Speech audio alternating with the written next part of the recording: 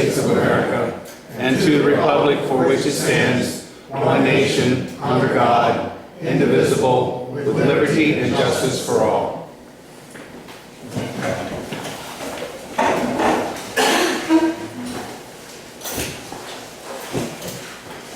Roll call, please.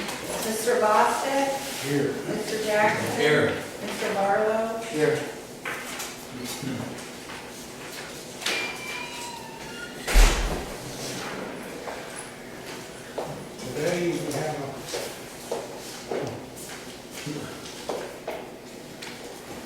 Today we have our guest speaker,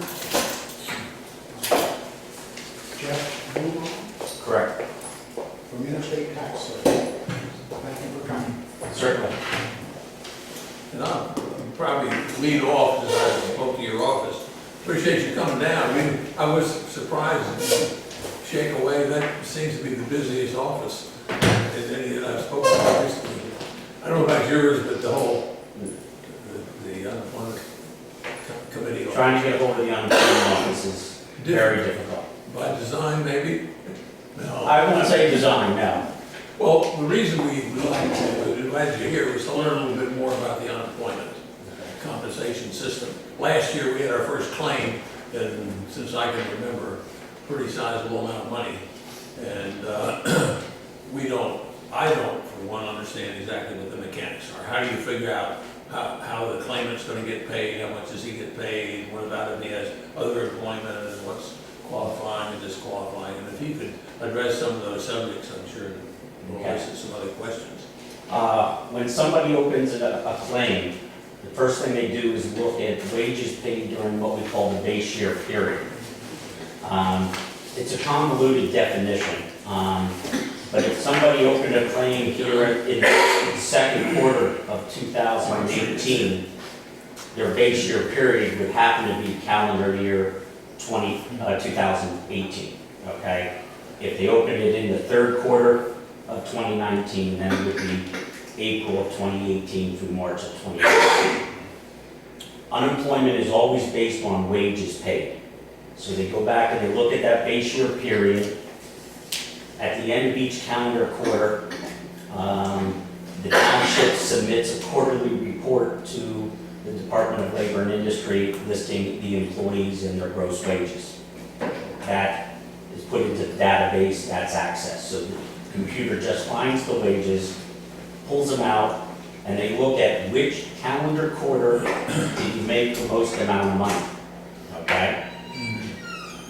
Literally think of a spreadsheet in the unemployment law. The example you gave me here, the high quarter was $4,983.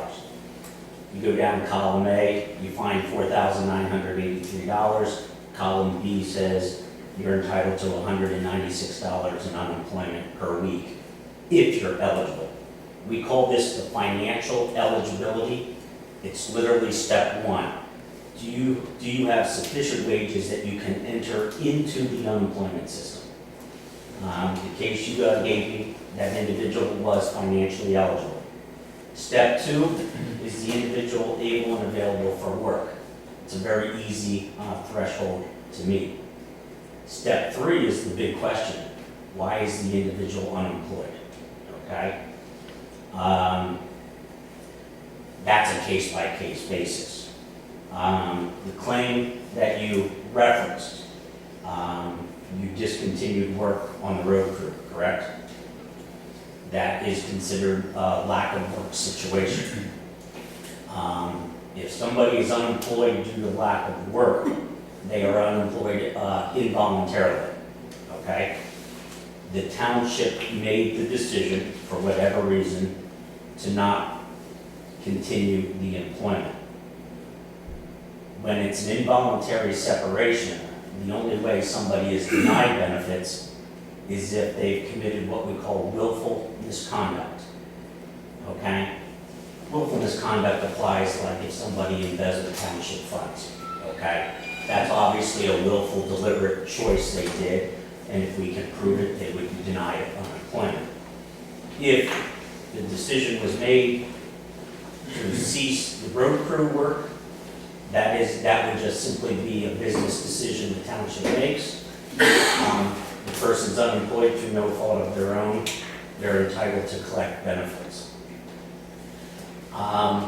If they are offered work, if you attempt to rehire an individual, the first question that's going to be asked is, did you attempt to rehire a person permanently or just for a particular assignment, okay? If you attempt to rehire somebody permanently, and they would fail to accept that offer, by law, you have 7 days to notify the unemployment office. 7 calendar days. If you fail to do so, it doesn't matter what job offer you gave them. You didn't meet the 7-day requirement. So you could offer them to come back to be a road crew member at whatever the hourly rate was. So literally could offer them to be superintendent of Fairfield School District at $100,000 a year. If you don't notify the state within 7 days, they don't care what the job offer is, okay? If you're calling someone back to do some work because of an expected snowstorm, that's a 1 or 2 day project. That, to me, I would call potential earnings that could affect somebody's entitlement for the week in question, okay? Because you're not hiring them back to say, that you have a 6-month project. You were hiring them back to do 2 days of snow plowing in February or March whenever we had the storm. The person in this case was $196, as we said, was their unemployment rate. They're allowed to earn 30% of that before their unemployment is actually reduced. Not great at math. If I round 196 off to 200, 30% would be $60, okay? If their earnings would be less than that, they still get a full unemployment check. If their earnings are greater than that, then their unemployment is reduced dollar for dollar for that week, okay? It's a week by week calculation, okay?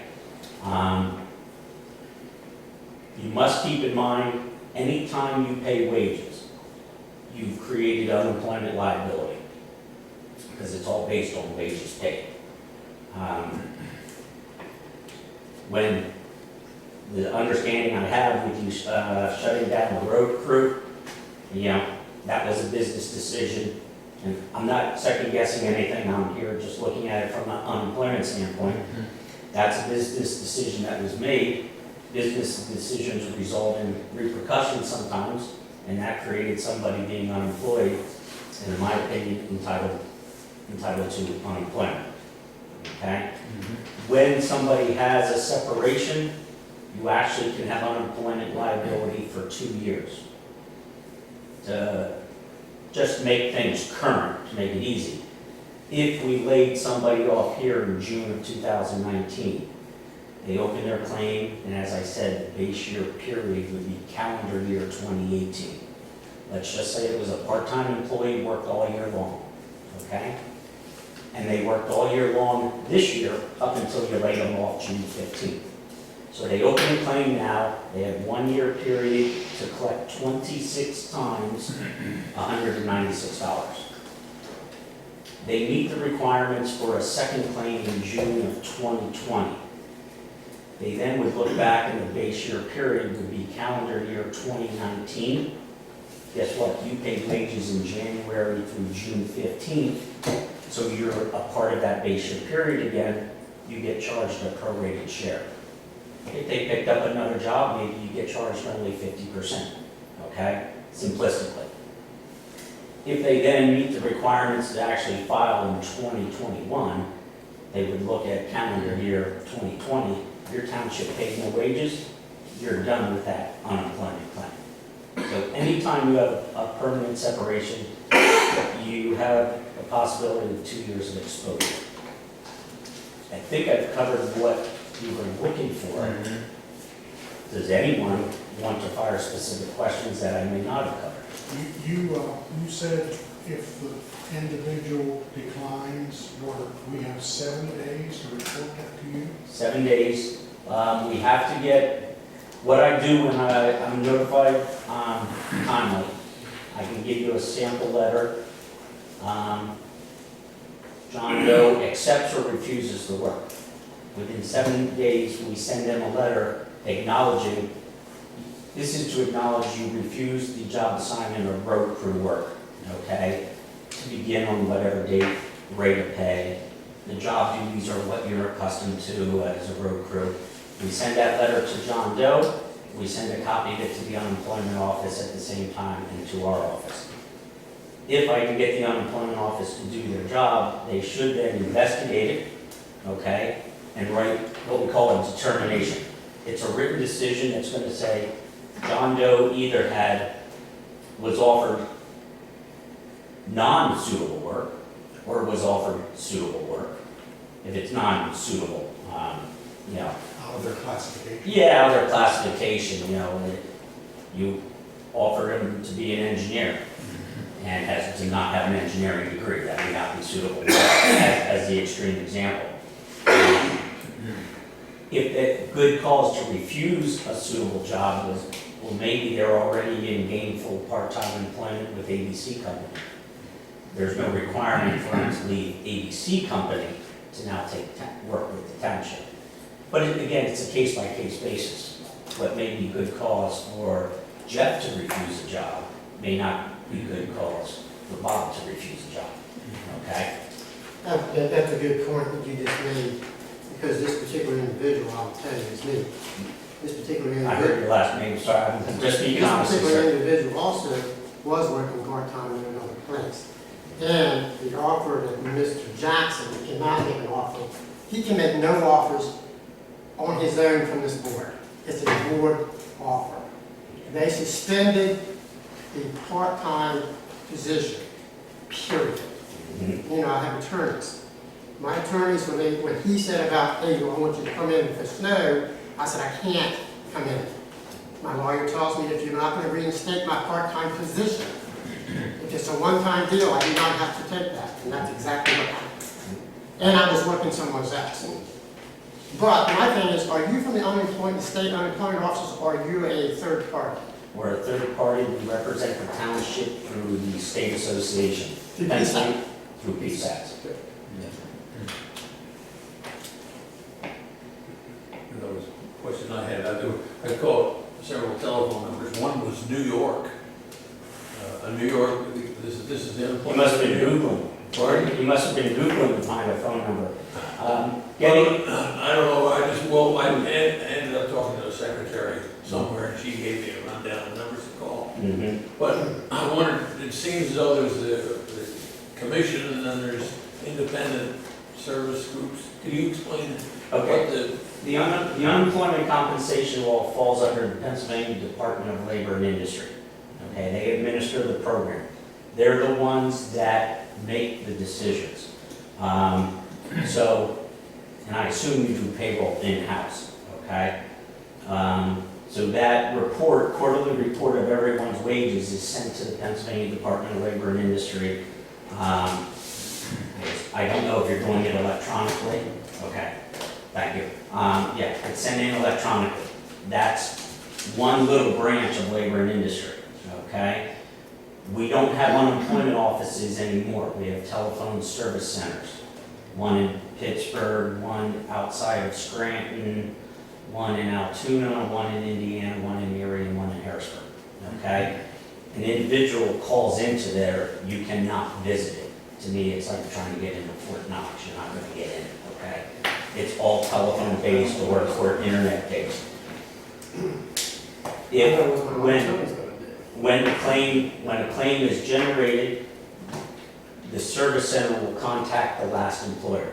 So when someone files for benefits, if they identify Liberty Township as their last employer, a form like this will come to my office. This is through my power of attorney I have with the SATs and you being a member of the SATs. But then there are other forms that will come to the township that will ask you simplistically, why is he or she unemployed? Township completes that, returns it to that service center. we politely beg you send us a copy so we're aware of what the status is, okay? They will then do investigation, determine what the facts are. In this case, they didn't issue a notice of determination, that written decision, because no issue was raised that would say the person should be ineligible. You shut down the road crew, as I said, that's lack of work. That's what most likely Mr. Barlow reported was lack of work. They're like, all the parties agree it's lack of work. They're not going to issue a decision. If you had said he'd been fired for attendance and he said lack of work, then they would write a written determination deciding which it is. Whoever disagrees with a written determination can file an appeal within 15 days. I would be again begging you, if you had the determination, send it to us. We can file the appeal for you if that's your desire, or if that's the proper course of action. Everything we do for you is part of the contribution you pay to the SATs each quarter. She submits a contribution to the SATs based on a percentage of your taxable payroll. If the claim was litigated, a hearing will be scheduled up on Route 30 on the east side of Gettysburg. It's just outside on the, just east of Route 15. It's an in-person hearing. We would consult with whoever was appropriate, tell you to show up at the hearing. This is who, what is necessary. We provide non-legal representation. If you tell us you need to want us to step by, you can have your solicitor handle it. We step aside. Okay. Some issues are very routine. Some issues are not so routine. Some issues involve way more than unemployment. And a lot of times when it's more than unemployment, that's when I've had a client will ask us, hey, solicitor's going to handle this because we're dealing with, just as an example, we have an EEOC claim also. That's outside of my expertise. I can't help you. You would be wise to make sure your solicitor is looking at everything related to the separation. I think I addressed that part. It can be appealed further to what we call the board of review. That's 99% of the time. There's not a second hearing. They do just that. They review the record developed at the hearing. When I looked, I don't think we've ever had a hearing. I couldn't find a record of one. Yes, we do. Okay. I was present to the hearing. Not with me, but our former secretary treasurer. Okay. We had a hearing there. I mean, I've gone back far enough then. Because I was representing the township at that hearing. Okay. Thank you for the correction, sir.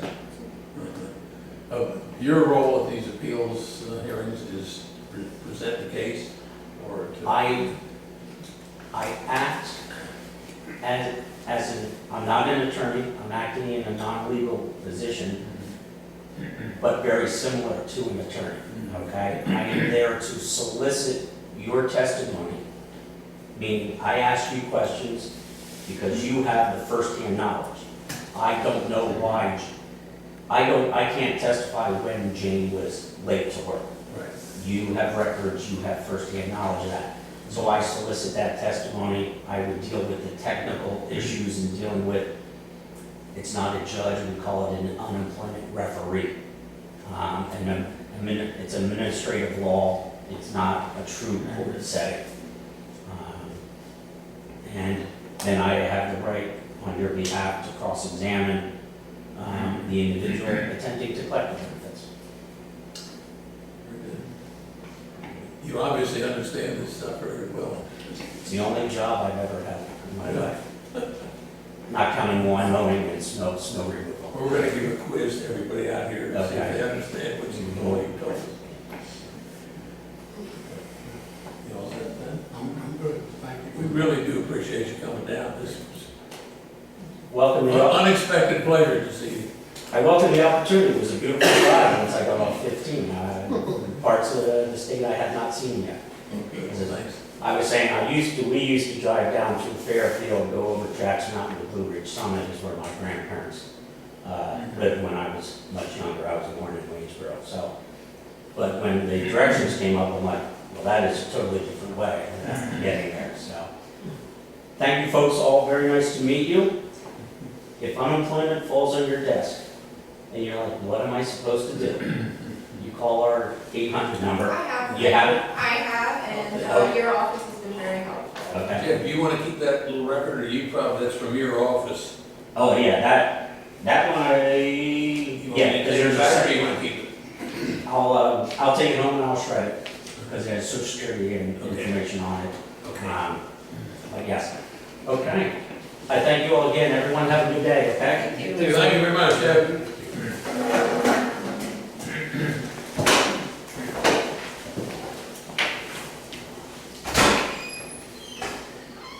All right, moving along, we have public comment period next. Anyone have anything they'd like to say or ask about?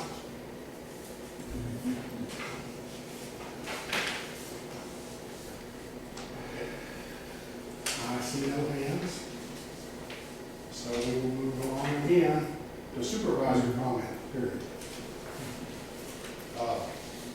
Mr. Jackson? My comments will all fall under the categories of the things that are on the, later on the agenda, so I'll pass until that we get to Okay. the. Mr. Barlow? Well, one of the things I want to comment on is, I came in and met with Wendy. She called me earlier about our smoke detectors. They're all outdated, every single one of them, so I wanted to make a motion that we go ahead and have Brian get all new smoke detectors and have them installed in the building.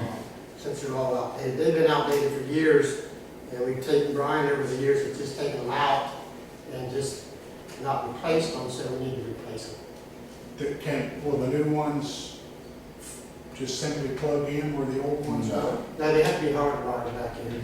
I've changed the one in the bathroom and the one over in the snack room, and it's just a matter of changing the end. It's not a big deal. Okay. Just plug them in. Just take the wire nuts off, put the new What you one see on. there, okay. All right. Does that get tied into the telephone line in any way? Not that I'm aware of, it's just electric wire there. It has battery and it has, It's battery and House electric, current. yes, both. Well, thank you for coming in, Mr. Barlow, and doing that. I know Wendy sent me an email yesterday. We took care of it, but he has a motion. I made a motion that we replace them all and have Brian put them on the new Here's layers. that. I'll second it. Thank you. Okay, motion made and seconded. All in favor? Aye. What about getting a quote before we do it? Is that below It's just a matter of purchasing, and Brian's going to install it. Is that what you said? the? Yeah, I think. Brian's comfortable. We're not up to the quote stage. No, I think it's minimal. I think we need Replacing four. what's up there. Yeah, four. We need four. Well, there are two that have. Oh, okay. Anything else? No. Okay. Today I am filing a conflict of interest disclosure form with our secretary. And it states I, John Bostic, am an elected supervisor and my spouse is an elected auditor. A potential or actual conflict of interest exists when approving elected auditor compensation payments for my spouse. So I'm under Mr. Lisco's guidance, I'm filing that with our secretary, and I'm also stating that when we approve today's payroll, we will have to separate Catherine Bostic's name out, and it will be voted on as a separate issue for her pay. Now, Mr. Boston, with regards to that, what you should do when that comes up is you should abstain. Yes. Okay, I just want to make it clear. And then the vote will be taken by Mr. Jackson and Mr. Barlow. And if it passes 2-0 with your abstention, then you don't need to vote on it. But if it doesn't pass? If it's 1-1, then you can vote to break the tie under the state ethics law. Okay. All right. That's what I thought I understood. Thank you for clarifying. Now, one other thing I want to clarify, I just want to state for the record, and Wendy, I'd actually put this in the minutes, I had no idea that Mr. Mumal was gonna be here. I mean, I saw it on the interstate tax service. I didn't know it had anything to do with unemployment. I didn't know that we were sharing, any employees' information with an outside agency. Basically, I just knew nothing about it until we got here today. So, I wasn't consulted on whether we should do that or not. So please put that in the minutes.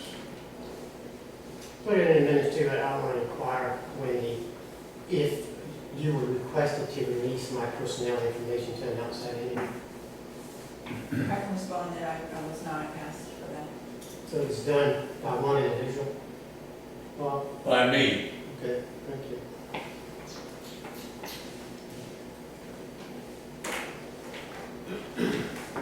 Also, I'd like to state that the Emmitsburg Fire Department, the Vigilant Hose Company,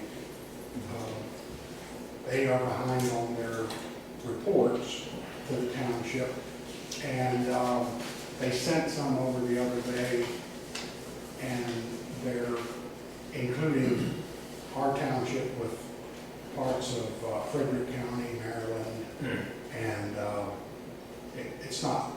we're not broken out, in other words. So I'm going to go talk to the president, Mr. Davis, later on this week and get him to send a report like he did in November, which was specifically for Liberty Township and close surrounding contiguous areas that they respond to.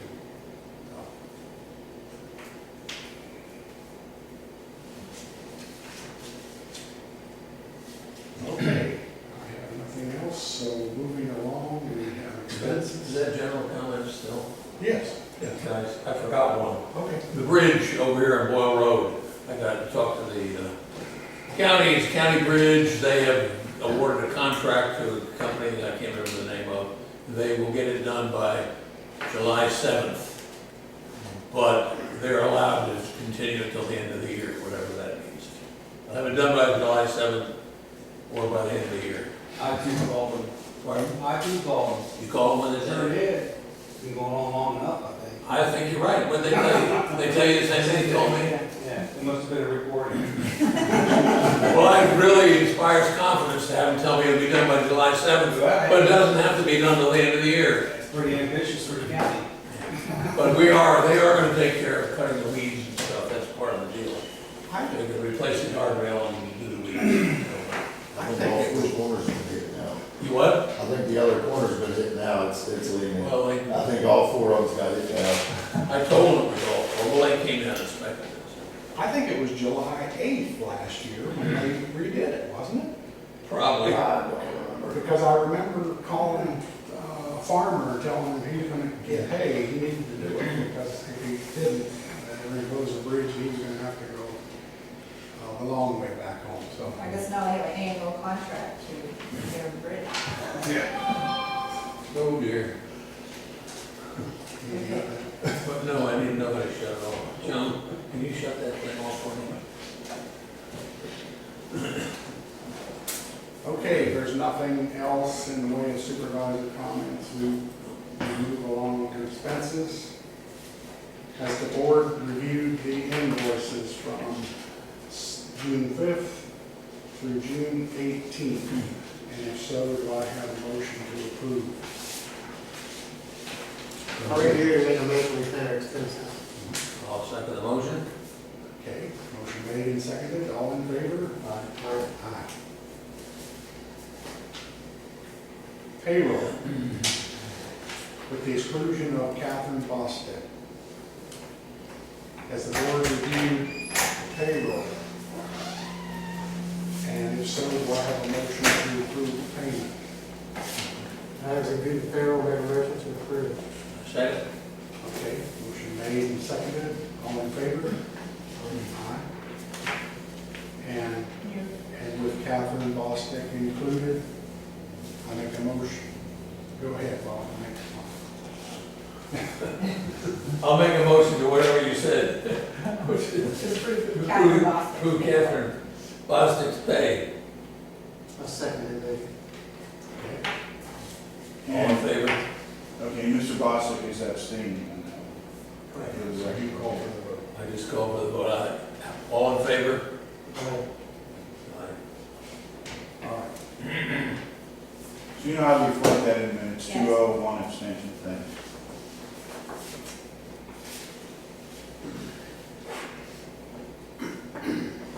Township staff reports. Brian? We did the ditching last week. We got Bullfrog, McLaughlin, Scoops, and Girl Scout Road done. We did not get over on Brammer Center, so we still have them. The Flagger Force came out for 2 days and helped.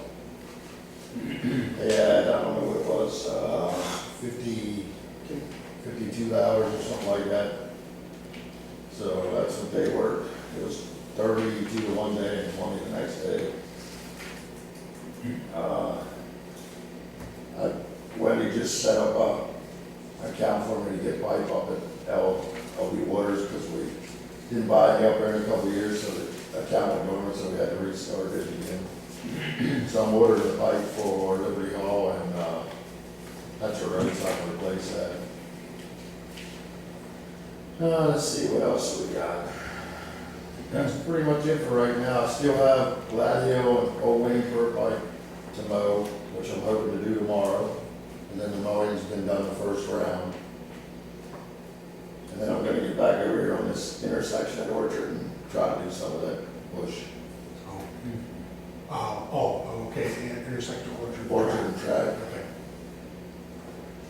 Is the ditching done for this year? Yes, we did our 4 days. Now, I did, after the second day, I cut back to one truck because with 2 trucks, we had one sitting a lot, and I figured why pay for it to sit there. I mean, we was only dumping a mile away from where we was working, so, I mean, we didn't need the second truck. Good call. So I sent it back. So that should reduce the bill a little bit. Okay.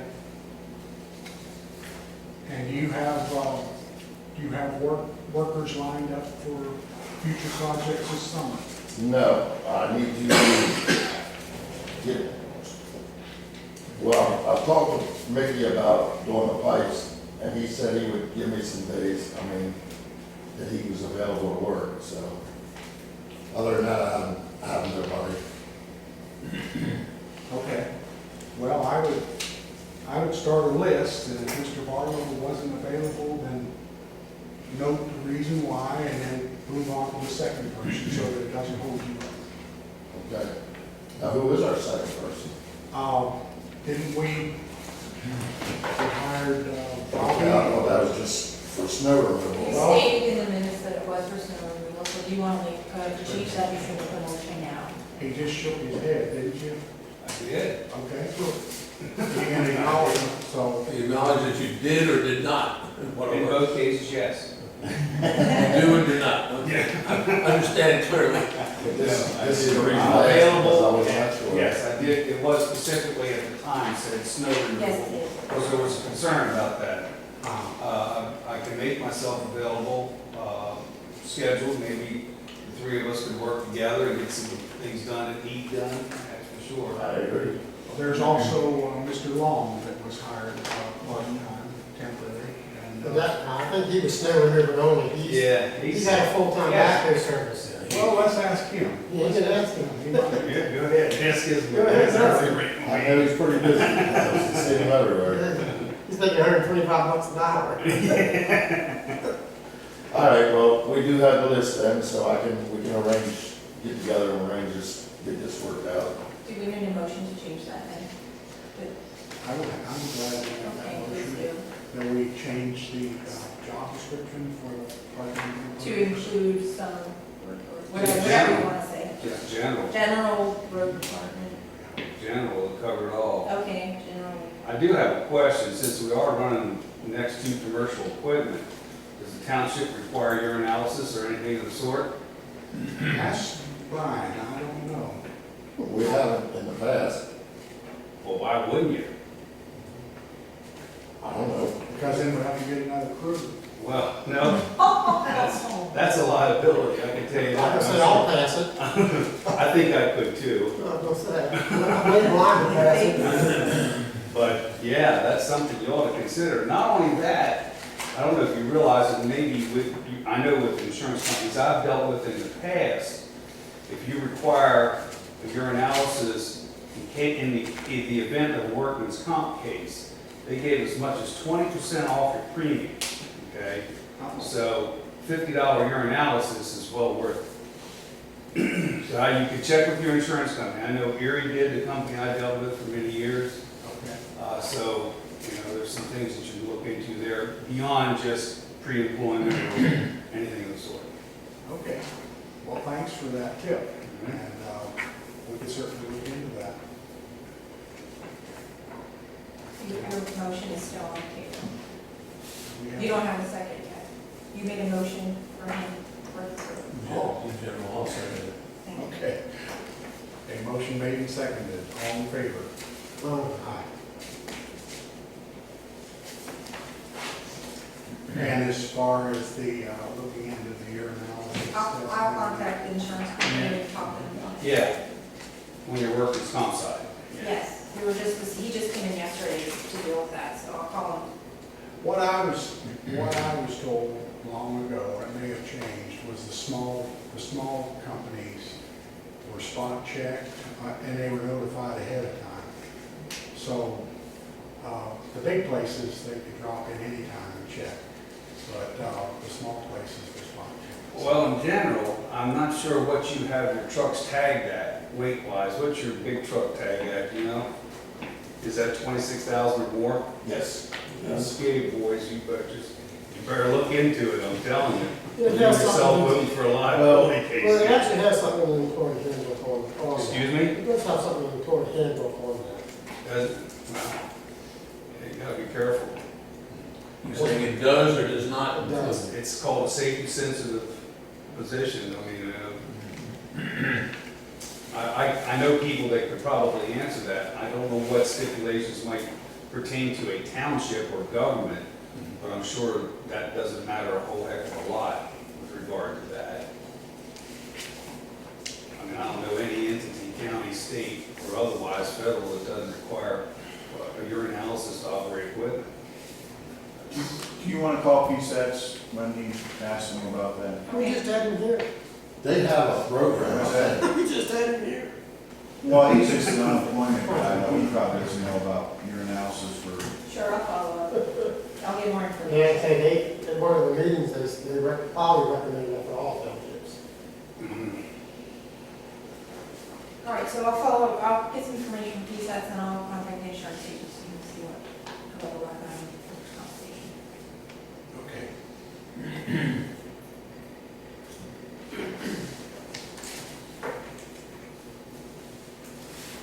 Thank you.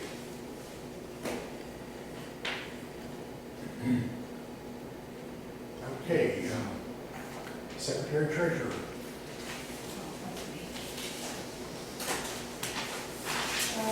So I'm getting pretty close to the end of the part-time work, and I contacted KPI about getting the files from them. And I still have, I want to consolidate the files that the tax collector gave us.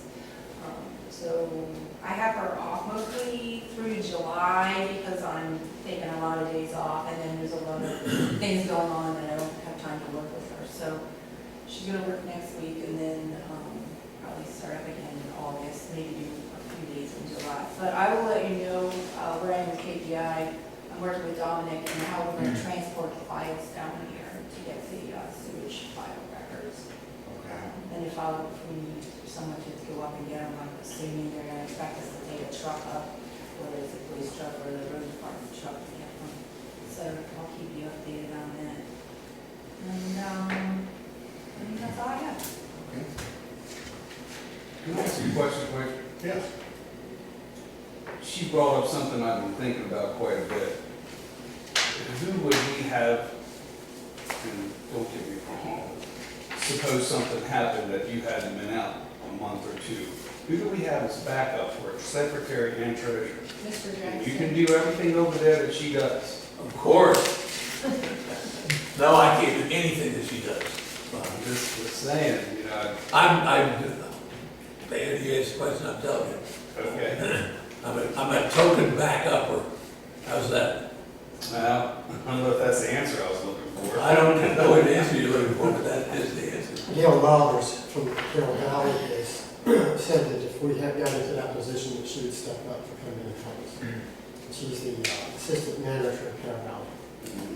You feeling all right, Lenny?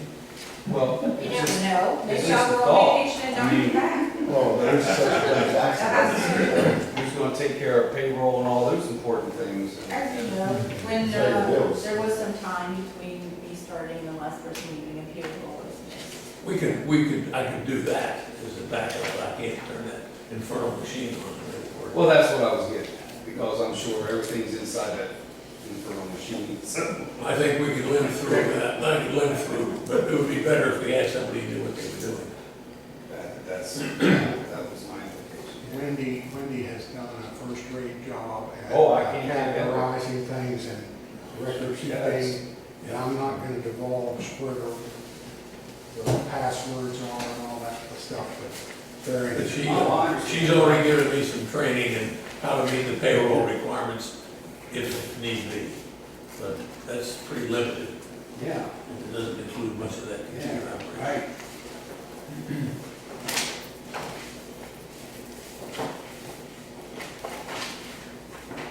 Okay, anything else, Wendy? No, I'm finished. Moving along to old business. Policy manual adoption, point of order.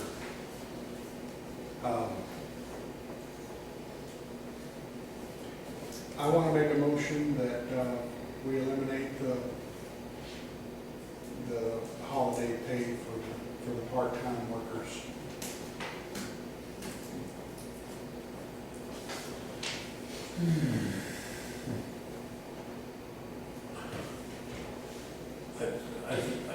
I need a little better understanding, I think, of what we're doing, because it means when they're a part-time worker, they cannot accumulate time toward vacation. What you're saying? Well, we never could as a part-time worker. Well, they could if they, You're talking holiday pay. I'm talking holiday pay, you're talking about vacation. Did I say vacation? No, I don't know. You said holiday. You said holiday pay, he says You know, the book now says if you have to work so many 24 hours. 24 hours in a immediate three-month period. 3 months. In each 3 months. That's what you want to eliminate. Yeah. Why? I think it's been an abused policy. It's just a personal thing. If I don't get a second, it's not the end of Well, it. I can't second that. I think we should stop. We certainly not abuse it, and it has been abused.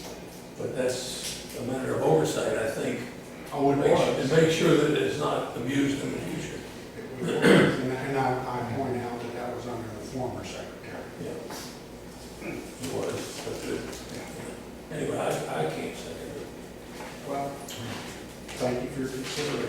Mr. Barlow, no, you can't vote. Yes, I can. I can vote right now.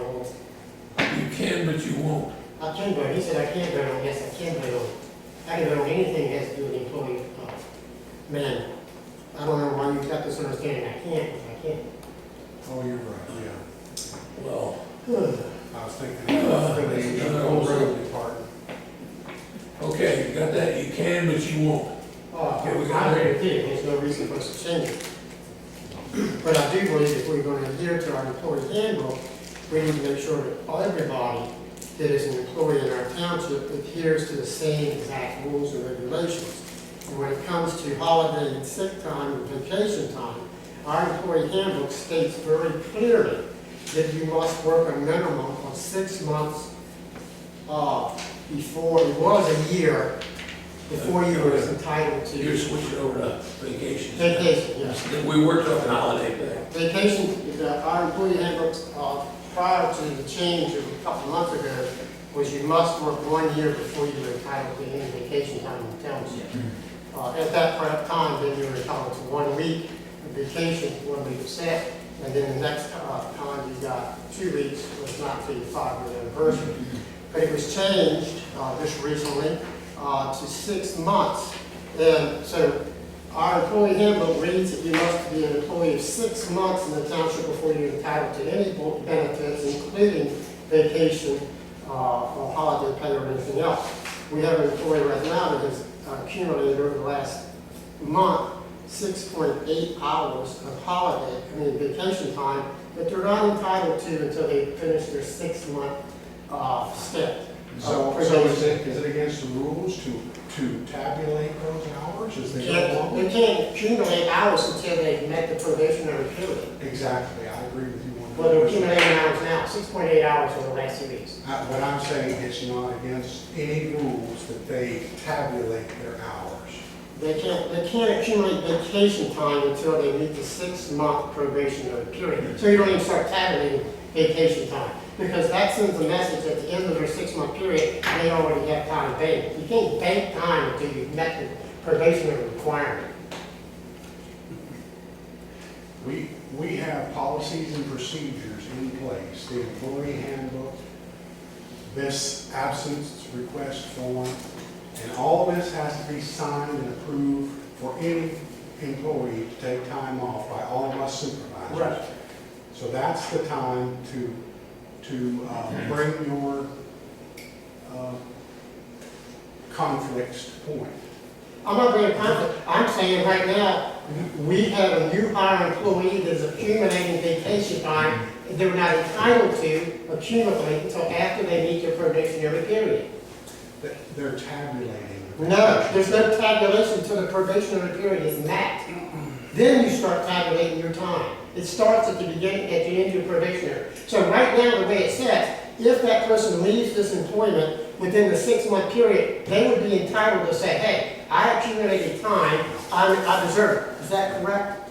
I do not know how the manual reads. We're talking about a personnel matter of an employee. It should be discussed in executive session. I agree. So, I agree. I agree. And that's the same exact what should have happened when you hold PSATs down here and you hand out my personnel file to an outside entity. That is a breach of my personnel file. It is not permitted by me at all. What are we talking about now? Are we talking about vacation, holiday pay? Oh, no, we're talking about much Or more you? vacation, vacation, holiday pay. Okay. We're talking about, you want to breach personnel issues, that's a breach. You don't give out personnel files to anybody. I think you've already said that once, I'm maybe saying- twice. We're going to say it again. We're still talking about vacation. We're going to be seeing it again. Okay. There's a basic lack of understanding here. And No, it's not a lack of It understanding. needs to be clarified in an executive session. That's fine, we can do executive session. Because we definitely need to make a standard across the board. If you're going to make the employee handbook adhere to one, it has to adhere to everyone. It So does. the next person that comes It in, does. Bob, We're gonna do this in you're going to executive start collecting. Did we call an executive session? I can call an executive session. You Go ahead. could, but you didn't. Well, I'm saying, And we decided a second ago that we were gonna do this in executive then session. you should make sure before you bring these subjects up that you know the format of how it should be played out. All you're doing is making talking points for your listeners. Absolutely, for the taxpayers of this township to see the clown that goes on here. Misinforming the uninformed. There's no misinformed. Let's proceed with the agenda, or we'll all be here for dinner tonight. Well, let me say this Okay. before I table the policy adoption point of order. I'm not gonna bring it up again, so it won't be on the agenda anymore unless somebody else wants to request it. Well, Mr. Bostic, for one thing, you try to make the manuals or try to make changes to the manuals before you go out of office, that in January, you turn around and redone. So I don't know what the point is, you want to stir up trouble when we can turn around and just do away with anything we did. So that as a taxpayer, I can live in this community and when people would say, they're abusing that policy where they're paying themselves for holiday pay that they didn't earn. I can say, well, before I left office, I tried to get that removed. Yeah, well, you That's should, why I did it. for 12 years, you should have tried to do something else, like pay attention to our money. Why don't we proceed with the agenda? That's what you should have done. Why don't you go in the other room and have finish your private discussion, or let us go on with the agenda? Moving along, under old business, consider a motion to award June 4th road work bids. Okay. I've been working with Brian on this, and we got quotes last time, and we announced we were gonna make the decision to award today. And I think Brian is prepared to explain what we are gonna do this summer and who's, Actually, I'd like to do it all if it's possible, if we have the money, but well, I'm told we don't have the money, yeah. so I don't know what we're gonna do. And we put it out there to get bids on so we can do it, so I mean, I'd like to do it.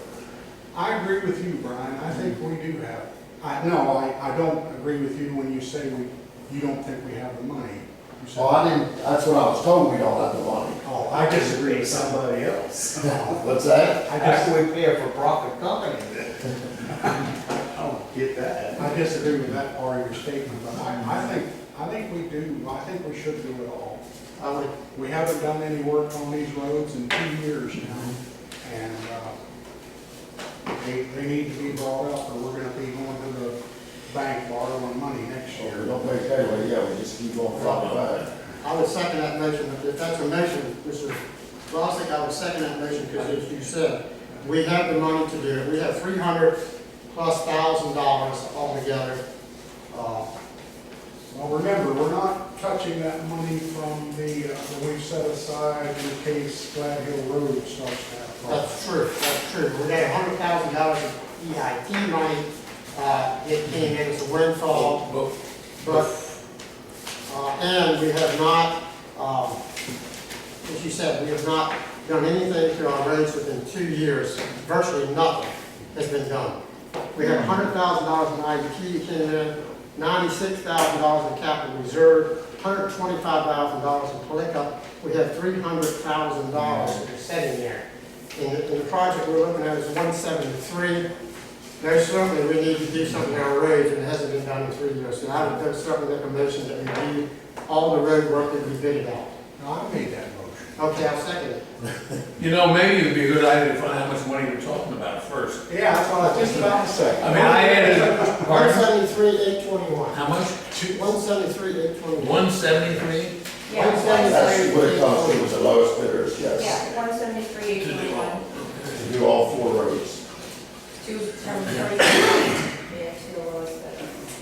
So the motion was to do all 4 roads for the lowest bidder. Well, let me make a comment. I'm the one who decided that it would probably be in our best interest not to do everything that we put on our wish list.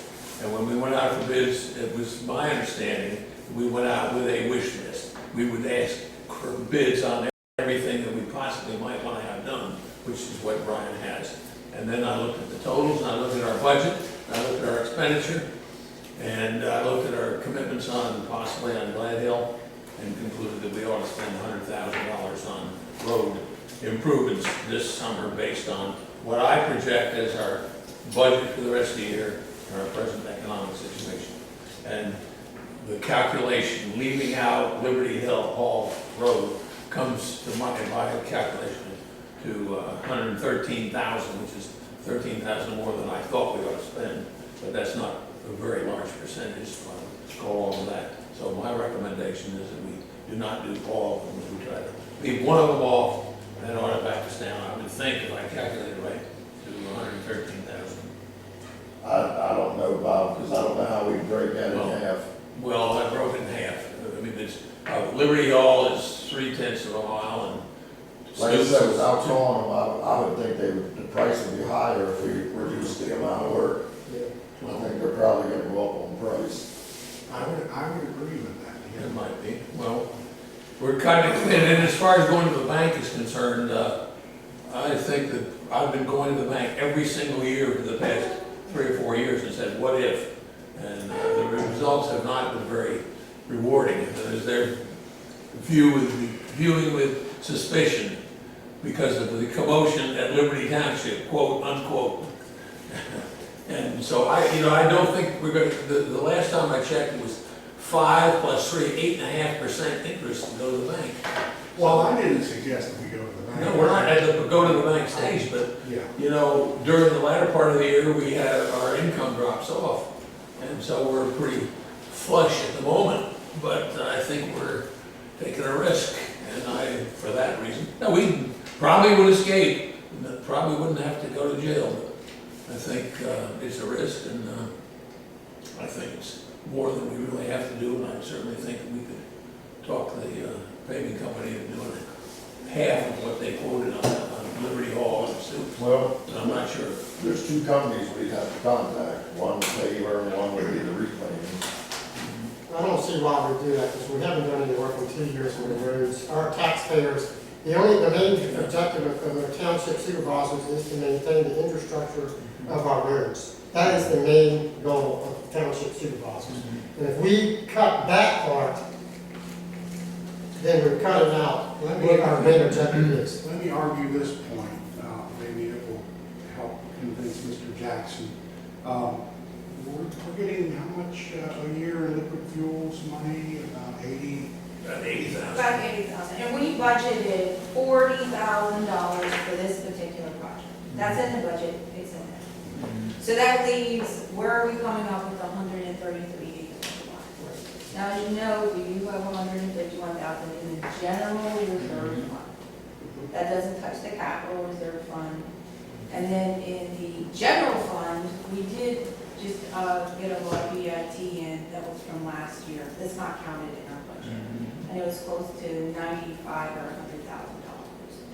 So when I look at the projected expense for the year, we still need $170,000 to get through the rest of the year. I'm expecting about $80,000 more in income. So we need 86,000 in the general fund.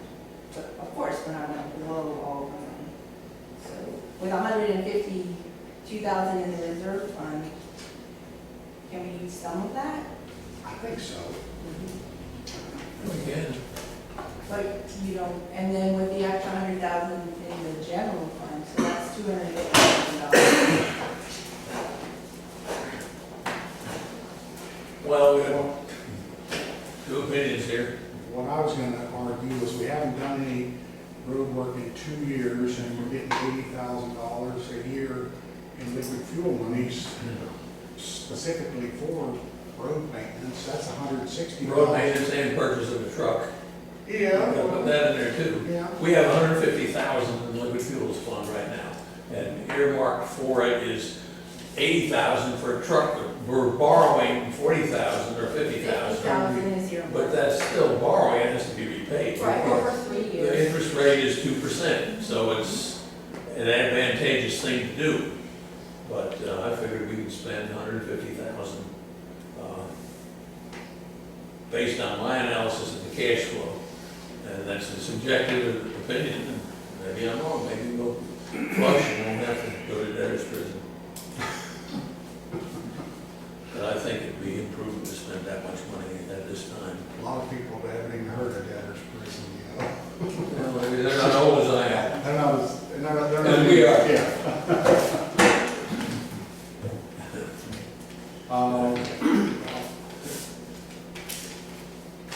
I don't know, I'd like to, I know our roads are bad. We can spend twice that money on our road, much money on our roads, and we still have some problems. Well, the thing we have to do is Brian and I sat down 3 years ago, we came up with a maintenance plan on the roads. And we earmarked from year to year to year what roads need to be done. If we could get ahead of the game. And these roads were roads that have been earmarked for the last 2 years to be done, that's been done. You're right. So for us to get back onto the ball, where we have a 5-year projected, we need to do these roads. Bottom line. The one ingredient you left out of that statement, and that is the dollars to do what you want to We do. have the dollars. The bottom line is we have the dollars. As you said, we haven't done anything, so what do we do with the money? Last year, as Mr. Jack and Mr. Boss just said, that we got from the highway liquid fuels, it was over 80,000. 150,000 we received, and our account shows that. Haven't spent it for 2 years. Good, then we need to spend it, because it's $173,000. But we're spending more than that. We're spending $23,000 on the collector. And that was just liquid fuels that we get from the state.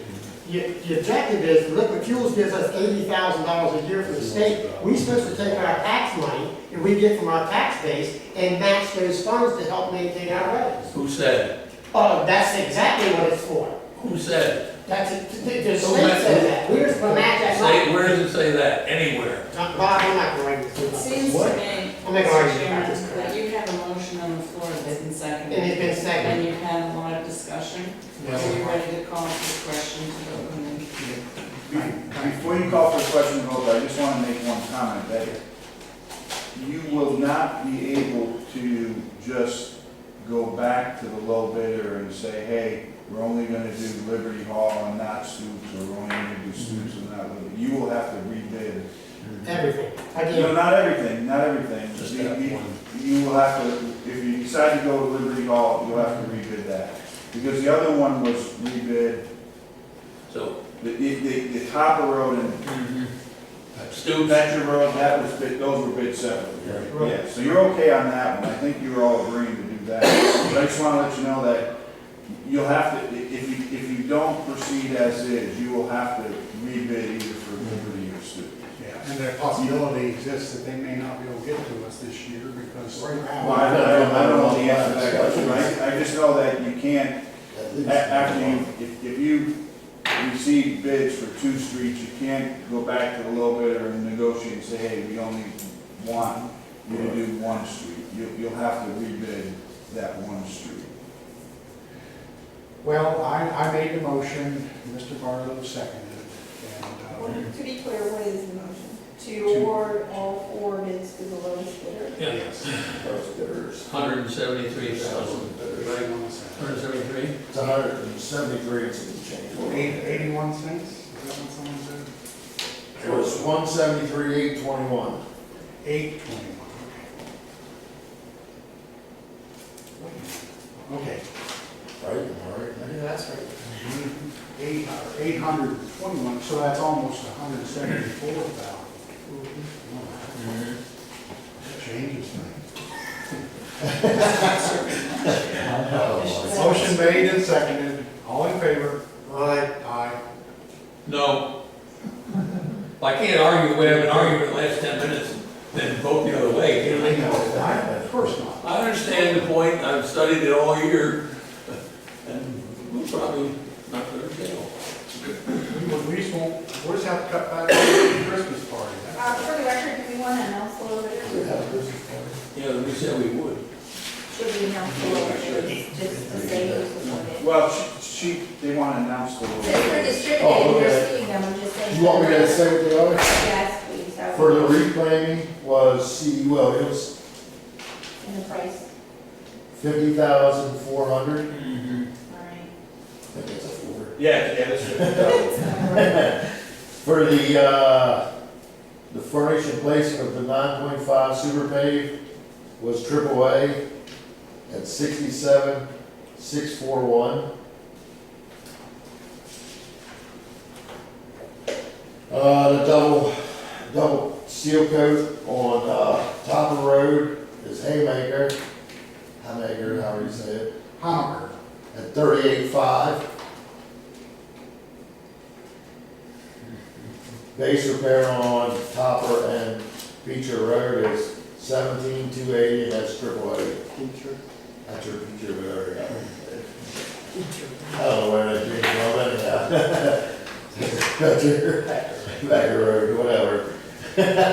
So AAA will do the base repair on Topper and Petcher in preparation for the paving that, Well, it goes on, the only thing that goes on that road is Township on this one.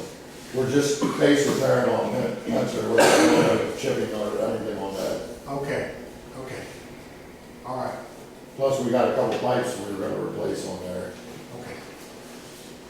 But the one that will have to be done first is the one with Liberty Hall for them to do their work. Okay.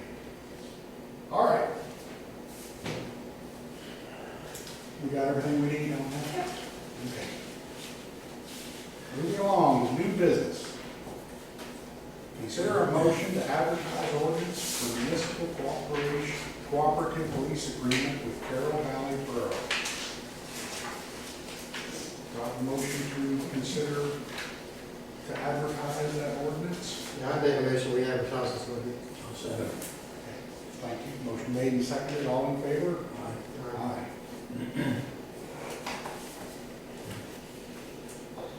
Item B, Glad Hill Road logging, draft agreement and road bond.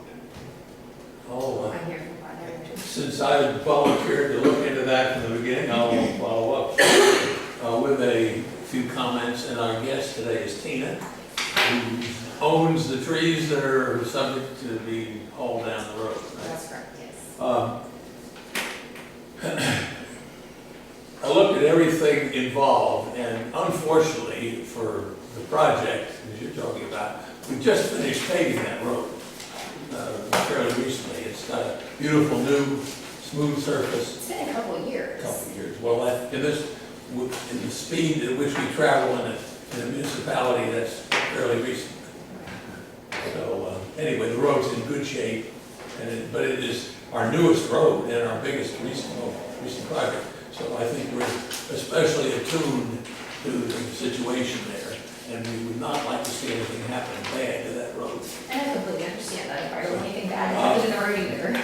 My first comment was, I've got a call from some guy from, Logan Fritz, from the Doe Run Lumber Company, That's right. and on May 6th, and he said he wants to start on this project the next day if he could, a week at the most. And I said, well, we need some sort of an agreement about warranty or taking care of the road.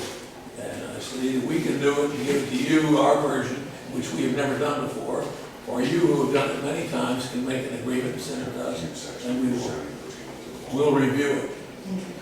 He opted for that, and I didn't hear from him for over a month. Well, So, he had contacted their insurance company, Yeah. and I don't know anything about logging, but this is just what they have done in the past. When they have a job, they contact their insurance company, yeah, where they're licensed and bonded and everything, and they let them know where and when they want to do the work. Yeah. And then the insurance company then contacts the state or PennDOT to, I guess, determine what the road is worth, how much the bond should be for it. And so he did submit that information to the insurance company. It took them 3 to 4 weeks to get back to him after reaching out to the state, PennDOT, or whatever it is that they do. I understand that, except they never did go to the state, they never did go to those things.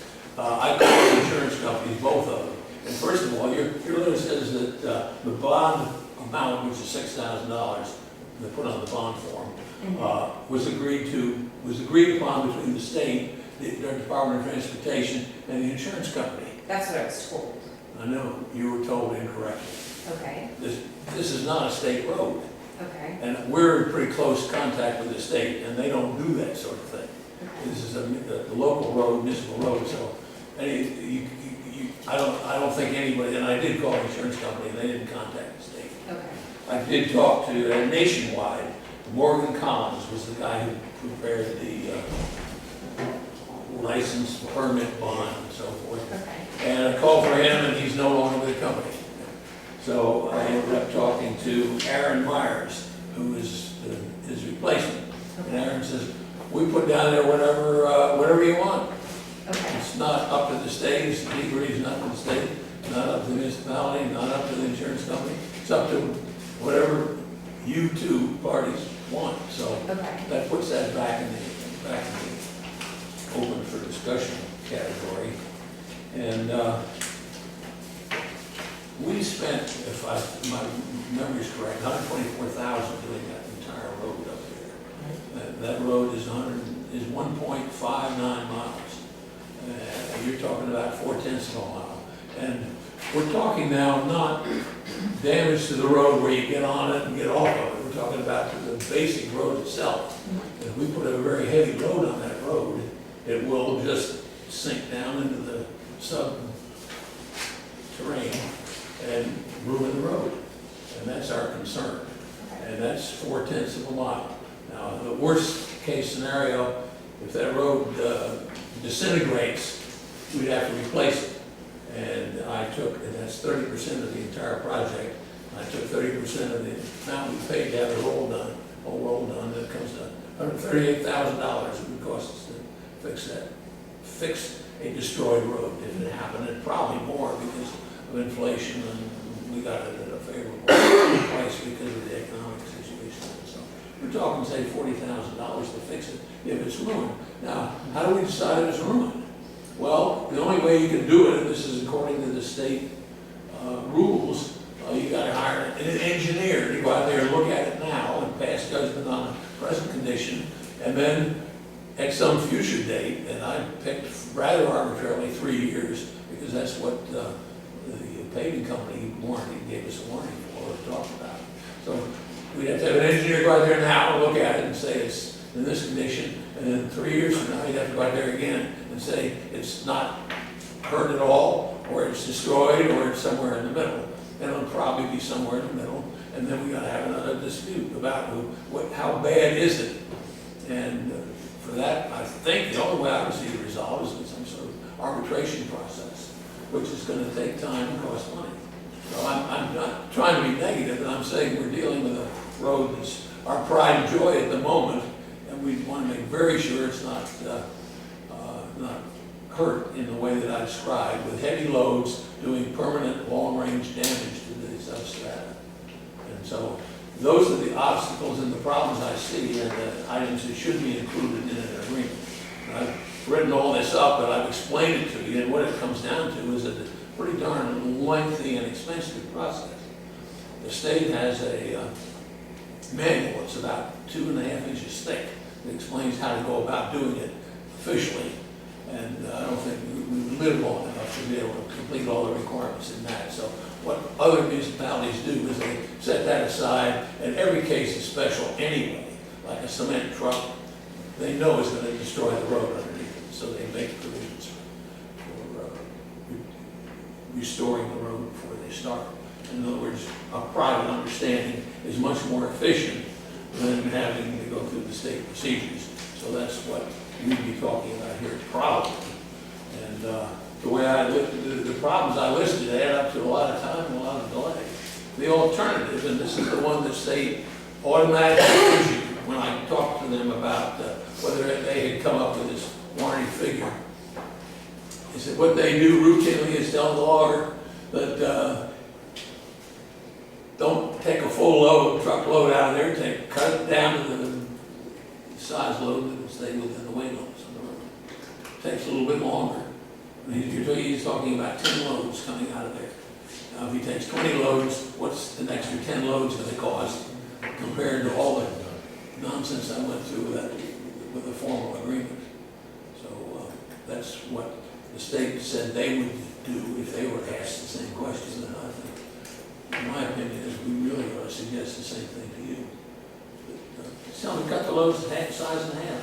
Well, I did, because Wendy had mentioned that to me on the phone when I had called in, and I did mention that to them. I guess they're, wherever it is that they're taken, where they're located in Mifflin Town is 2 hours away. So he's seeing it as that is not a realistic thing to expect from them to take it down to 10 loads, So realistic comes down to money.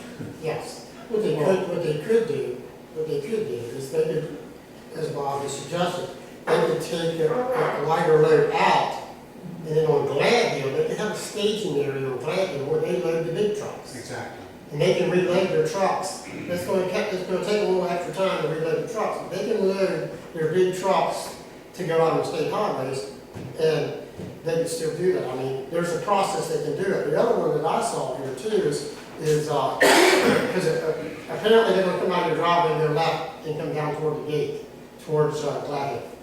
right, yes. And from what my calculation is, just for that 0.4 miles, if they destroyed that road just for us to replace just the part they drove on, is about $31,000 at today's market, $195. That's and they've only got a bond for $6,000. That's not even going to work.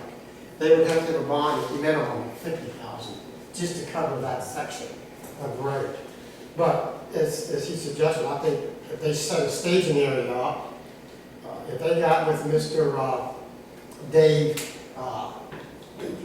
George, I'm sure Dave George would let them set a staging area up out there on 16 where they can offload their smaller trucks and load their bigger trucks and then take them on out to 81 and Shield like that. Okay. That might be the best way to go and get the most time consuming. Or the other way to go is go to a higher bond. So if they're willing to do, like you're saying, half loaded trucks, talk to the Georges, Do a staging then area. you would be okay with approving the situation. Well, if you're underneath the weight limit You're underneath the weight restriction, limit. We don't which have is 10 tons, Right, if any truck that's less than 10 tons, that's what the road's there for. Yeah, okay. We wouldn't even have to get involved. we would have, yeah, absolutely, wouldn't have been involved. And somebody mentioned it might take more time, but if a half-loaded truck got to the staging area and waited, and then a second half-loaded truck came up, they could pop their logs onto that half-loaded truck that's waiting. They could be gone, and then the guy could go back for another half. Would have just set up. Because they all have a lane, every one of these trucks are set up with lanes to offload and unload, they're all set up to do that. Okay. So how would I or he go about getting a hold of Mr. George? I don't know them, so how would we? Well, it's Just look in the phone book, DL George, I mean, they're DL George out You know, out there. there, out there. It's on Midvale Road. They're big. You ever see those trucks when you're going up 16 Oh, yeah. Wayne's Road? That's all. Yeah. That's his staging area, but That's as you his go staging area. further into Wayne's Road, he's got a bigger place. I mean, that's. I mean, that's one place, you could probably find several places around the area. I know, what's the one up there, Waynesburg, Lawler up there? Mon? He parks up behind that restaurant up there. He does, I forgot about that. Mon Lumber well, I don't know, they might be competitors. Yeah, they use that restaurant up there where you go. At the top of the mountain, up at, what's the name, Black, What is that? Shadows. Yeah. Mountain Shadows, Mountain You know. Shadows. You've been there, huh? The Mountain Shadows, at the top of the mountain, they let them. I mean, I'm not saying you can just go in there, but I'm saying I've seen them do that there, so. I mean, I'm sure there's other places, I mean, if you look around. And so if they were to contact whoever to There's somebody line out up there. a staging area and they are able to get that lined up, then we can proceed without doing Yeah, anything else here without As long providing. as you're under the 10-ton weight limit. Right, and then there's no bond that needs to be given, there's nothing that needs to be The done. one with the thing you township. will have, he talked about putting a little fill or stones Mhm. as in On the driveway, yes. the driveway so that there's not a lip there for you to break off the concrete. Mhm. So you Yes. Protect the shoulder. protect the shoulder. Yes, he was Well, already that's- talking about widening it a little bit because it's narrow, That's- putting layers of shale, like doing it, I mean, obviously they don't want to damage the road, Right. they don't want to do that, Of they course not. have been doing this for a very long time and have not been addressed with such, I mean, they haven't had this much problem ever with any township. Of course, they've never done work in Liberty Township before, so this is a new situation that they are dealing with. They are understanding what the problem is. They've done work on roads that were rated 10 tons or less. So, I'm just trying to, Let's pay attention. I'm sorry. I'm just trying to make sure I've got all the information straight so that we can move forward. In the event that they are not willing to do the half loads or cannot get something lined up with somebody else for staging area, then the other option is for them to obtain like a $50,000 bond. Is that what you're saying? Well, I said 38,000, but he said it cost 31, he wants 50. It's 31,195 if we had to replace it at current value Is right that what now. you're saying? Oh, I see. That's not reclaiming, He's that's taking, I started from the price we did pay, and he's starting from what we would have to pay going forward, so. yeah, so a minimum $50,000 bond would be enough to cover if we had to replace that part of the road.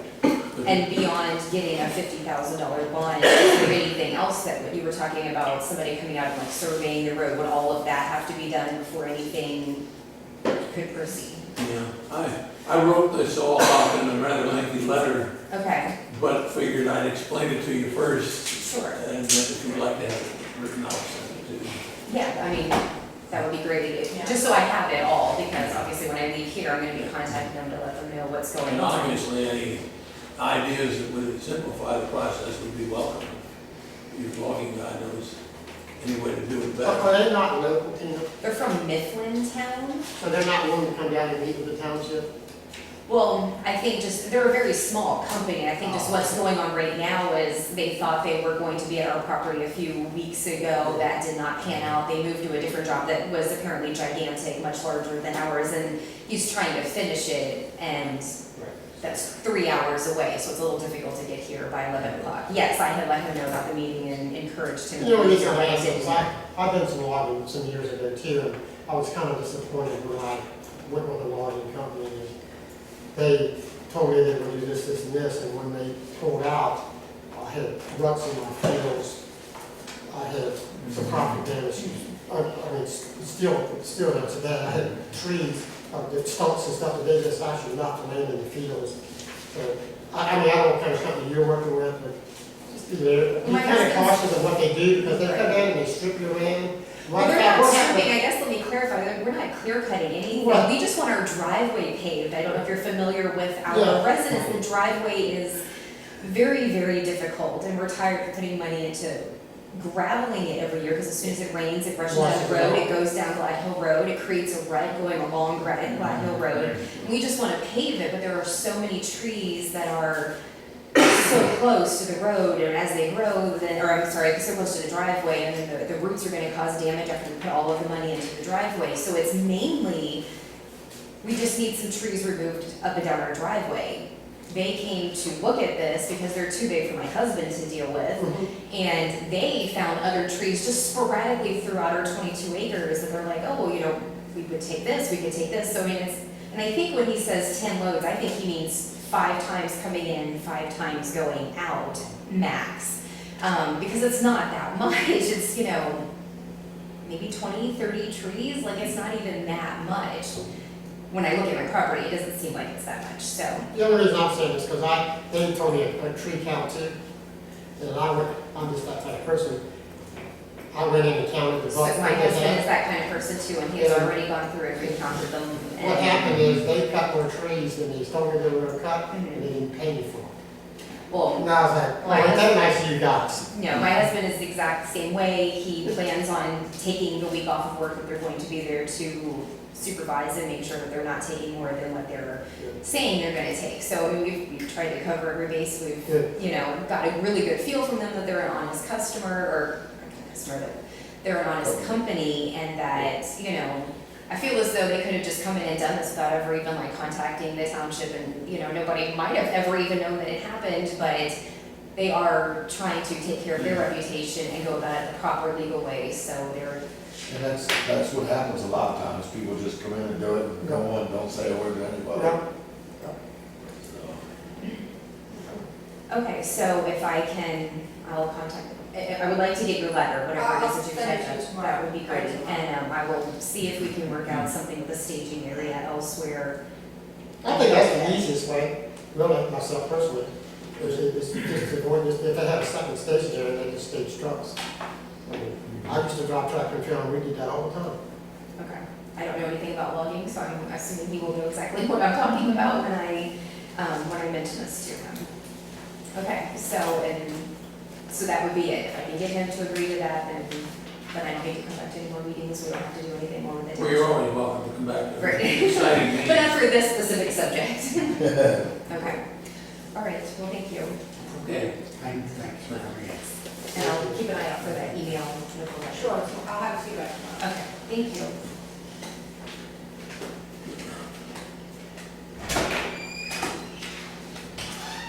All right, Karen's been waiting all morning for this presentation on nuisance complaints. The theme of the day is logging, gentlemen. Yes, it is. I've had a few complaints that have been forwarded to me that I've been looking into, and I'm going to talk about them without using the complainant's names, if that's okay. That's usually our policy. Good deal. One centers around a property on Harbaugh Valley Road that was logged a number of years ago and has caused some residual stormwater problems. To different, They clear cut it? just about. Okay. Two separate complaints came in related to the exact same thing.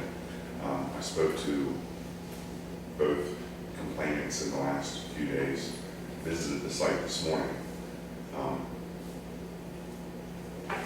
Frankly, when I visited with them this morning, I told them I wasn't sure there was a great deal in our zoning ordinance that was going to have a great deal of enforceability.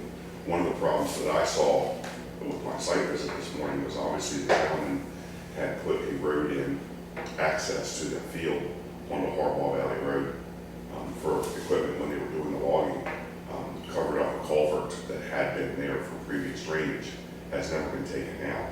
So that is still in place, and obviously that's causing, you can stand on the site and see how much water is coming down and then crossing the road there. So that spot we certainly need to have restored to a culvert so that there's not some significant road damage there. Coming back here and looking at your ordinance, there's a significant amount in your ordinance about logging and logging plans and who's responsible for maintaining all that. And I'll confess that I learned that this morning.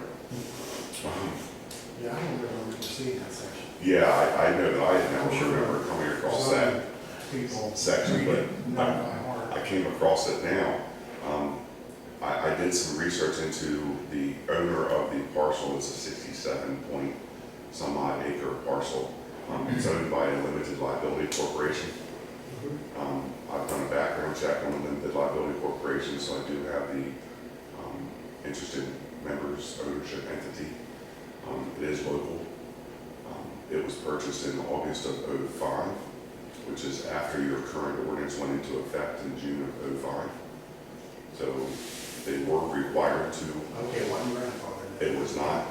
It was purchased by the current entity in August '05, August 15th of '05 to be exact. Your current ordinance went in place June 7th of '05. So the logging plan that your ordinance requires speaks a lot about erosion and sediment control and those types of requirements that obviously were not done here because there's a significant amount of water that is, these two residents that lodged the complaint, the water that is affecting their property it's very easy to stand there and see that it's coming from off-site. It's not coming from their property, it's coming down the hill and causing their problems. There's one spot that there's a culvert on the site, our side of the road, that has a drain that goes under the road, and where it comes out now just washes right through her field, and it's actually starting to wash away a bit of her stone fence. Her neighbor put in recently a French drain kind of, did a little trench and put in some large stones as kind of an attempt to redirect the water to the back of the property. Had limited success. The other complaint, the other part of that complaint was on that 67.4 acre parcel. There is a home and a barn, shed, garage kind of accessory building that's extremely overgrown, has been vacated for a number of years, and they're complaining about the appearance of that. I again visited the site this morning, obtained pictures. I wasn't attired properly to go up to see exactly what kind of uniform construction code violations I could find at the house, because frankly I need knee boots before I go through that grass to see exactly the condition the house is in. The house is not incredibly visible because of the brush and trees and things that have grown up around it. Kind of looking for some direction from the board as to how far you would like me to pursue that. My examining your ordinance after I got back here, my next logical step would be to speak with someone at KPI to know if they had ever been consulted about the logging operation that had been taking place on this parcel after the adoption of your ordinance. Maybe they did have a plan of some kind that was, you're shaking your head, no, that you. Well, I was here when the ordinance was written, and you were too, and KPI never brought that up since. So you believe that this logging operation was just done oblivious to the requirements of the ordinance is what your guess is? So that's my guess. Okay. So then the question for you then, Mr. Blisco, would be, would we have any, if we can show that there were no erosion and sediment control measures that were taken during the logging operation, would we have standing to make the current property owner abate some of those problems now, or is it simply closing the barn door after the horse is out? I don't know, when did the law, I don't know the answer to that one off the top of my head. When did so it's a different owner than? No, this is the same, the current owner bought it in August of '05. So it's the same owner. It is still When the did the same owner. logging operations stop? The two complainants couldn't give me an exact date. They said this has been going on for a number of years. This isn't a new occurrence. Well, why it's coming to our attention now, I have no idea. What, are they finished now with the logging up? They haven't been doing any logging for an extended period of time. Yeah, I don't know the answer to that I don't either. one. But you said that there's water being diverted onto the road? When the road was put in, and from what the one complainant told me, did the federal government put that road in, or did the township put that road in? Is it Wolf Hollow? No, it's Harbaugh Valley. Yeah, it's that A or whatever, that one in the back. Exactly, it goes up to that back We, fence. I don't know who put the road in, honestly. Okay.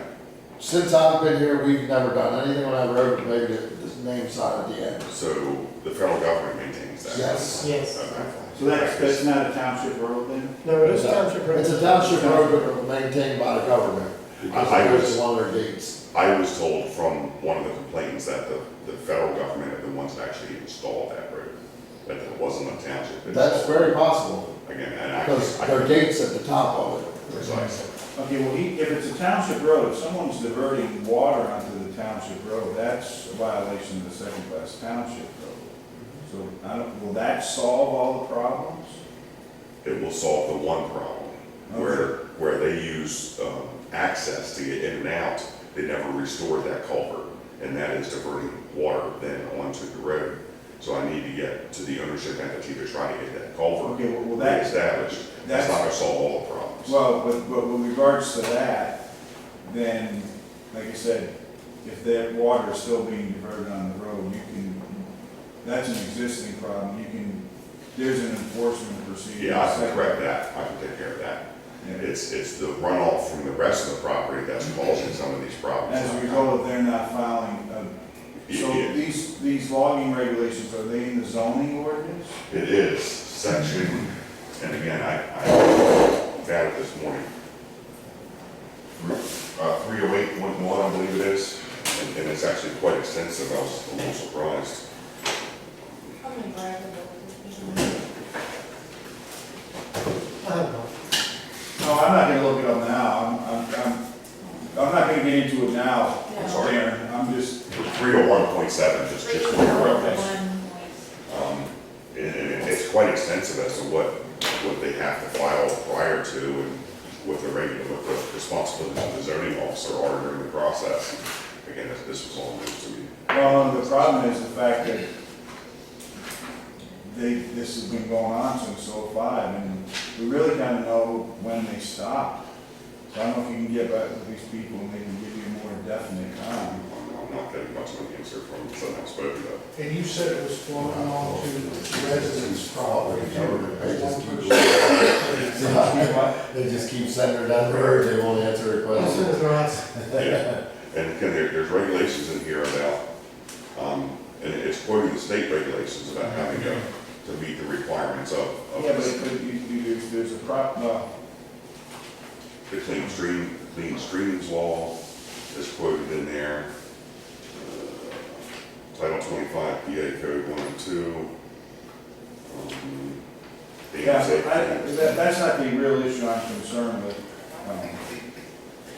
But I don't know the answer to your question, I need more information and so. Yeah, so I guess my question to the board is how far would you like me to explain that option? I think you should, but it's up to the board. I believe he's right, I believe you should too.